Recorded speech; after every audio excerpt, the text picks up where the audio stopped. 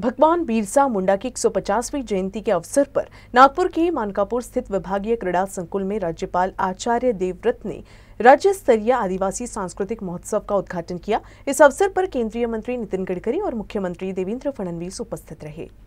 15 नवंबर से 17 नवंबर तक चलने वाले इस 3 दिवसीय कार्यक्रम में विभिन्न आयोजन होंगे।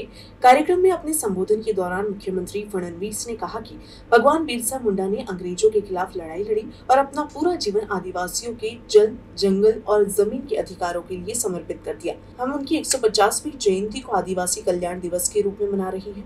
प्रधानमंत्री नरेंद्र मोदी ने घोषणा की है कि ये पूरा वर्ष भगवान बिरसा मुंडा के सम्मान में मनाया जाएगा। इस अवसर पर देश भर में विभिन्न कार्यक्रम आयोजित किए जा रहे हैं।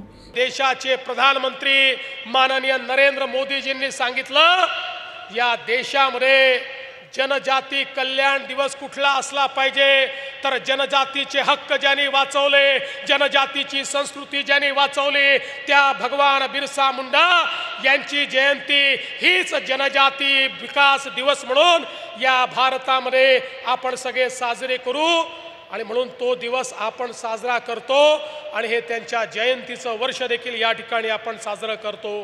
इसी के साथ सीएम ने पत्रकारों से बातचीत में लोकसभा में विपक्ष के नेता राहुल गांधी के बयान पर कहा कि मैंने कल ही इस बारे में बात, मैं इसे बार बार नहीं दोहराऊंगा।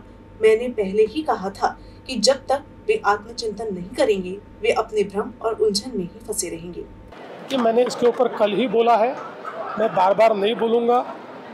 मैंने कल ही बता दिया है कि वो जब तक आत्म परीक्षण नहीं करेंगे वो मट्टी में ही जाएंगे, मट्टी पलीती होगी। वहीं शरद पवार के आरोपों पर प्रतिक्रिया देते हुए फडणवीस ने कहा कि चुनाव जीतने वाला ही सिकंदर बनता है। हार के बाद हार को स्वीकार करना, अपनी गलतियां स्वीकार करना और आत्मचिंतन करना चाहिए, लेकिन हमारा विपक्षी दल इसे स्वीकार नहीं करता।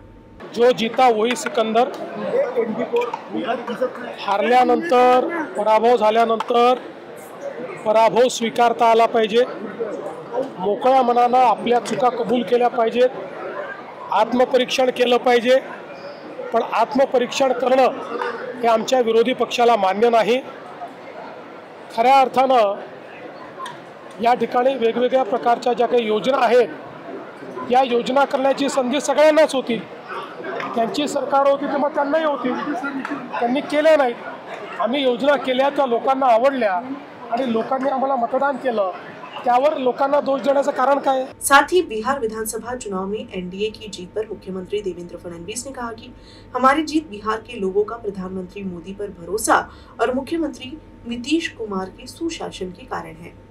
मोदी जी के ऊपर बिहार का विश्वास और नीतीश जी का सुशासन, यही इस जीत के लिए मैं ऐसा मानता हूँ कि जीत का कारण है। और एक जो हमारा इंडिया अलायंस है, जिसमें चिराग भाई है, जिसमें हमारे मांझी जी है, जिसमें उपेंद्र कुशवाहा जी है, एक बहुत मजबूत इस प्रकार का ये गठबंधन रहा है, हमारा अलायंस रहा है, इसके कारण जीत। महाराष्ट्र